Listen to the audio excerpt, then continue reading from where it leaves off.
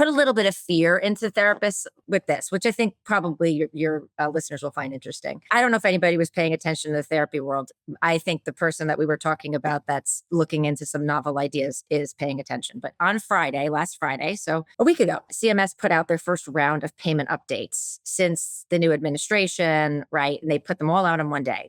The IPPS, the inpatient payment system proposed rule, the skilled nursing facility proposed rule, the inpatient rehab proposed rule, the hospice proposed rule, the inpatient psych proposed rule. So take a look at those and get an idea of what's coming. Okay. Here's what's coming. We're not giving more money. Like money, forget it. Just the CMS is their priority is not worrying about giving providers more money. They gave a low payment update to everyone. IPPS was about 2.4%. That's not going to be more generous. They need to get more money out of this. Like they don't need to give more money. They need to save more money. So don't expect good payment updates. It's not going to happen. You're going to make more money if you decide how to create more value in the system. We also saw an update.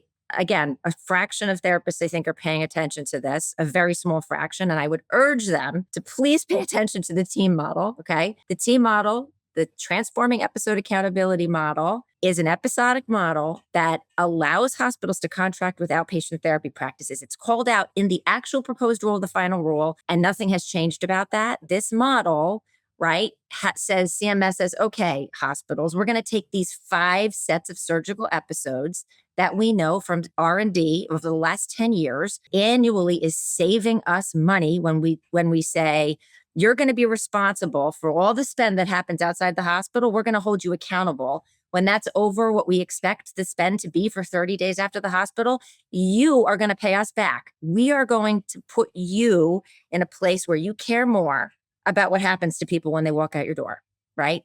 Well, I don't know providers better suited to advise hospitals to get into like high value relationships and contract with hospitals than therapists. We don't want those hospitals do not want patients going to skilled nursing.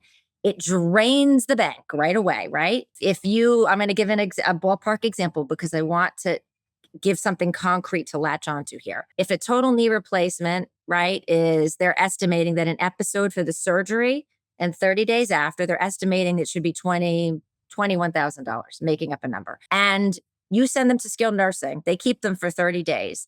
And now that spend is $30,000. Okay. That hospital has to write a check to CMS for $9,000 because it was $9,000 more than what they say should be the expected spend for that patient based upon how they calculate individual target prices for an episode. That is opportunity.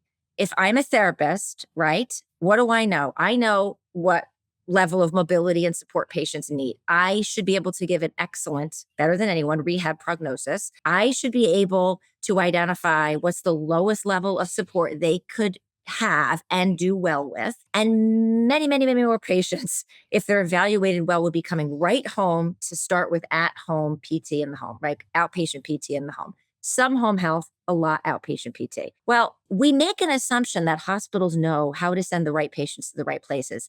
They've never been incentivized to care at all. It's not how they're paid. Their incentives are to get patients out fast. That has nothing to do with identifying the best site of care. We should be helping hospitals develop mobility programs so everyone, the family, the patient feel confident, get them home.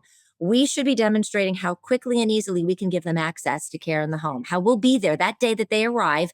The therapist will be in their home within an hour, right? If we could do those 2 things alone. Oh, and third, make sure that they get back, because one of the measures that they're going to hold the hospitals responsible for is making sure they get back to their physician within 30 days. Help them get that scheduled and figure out who's going to get them there.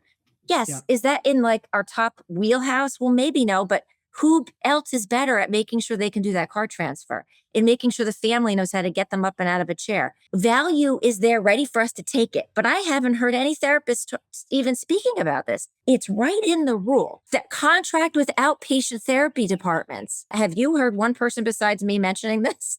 Nope. There's money to be had there because there's a lot of upside.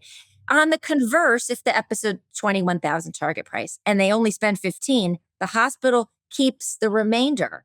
CMS pays them back because they did better than what they expected. Hospitals can get into contractual relationships with partners to help them reach those goals. Don't we want to be part of that? That's the simplest way to start getting in value-based care. Show your value and then earn some of the money. If you'd like to learn more about Strata PT and see how our EMR and RCM works, head over to stratapt.com to book a demo.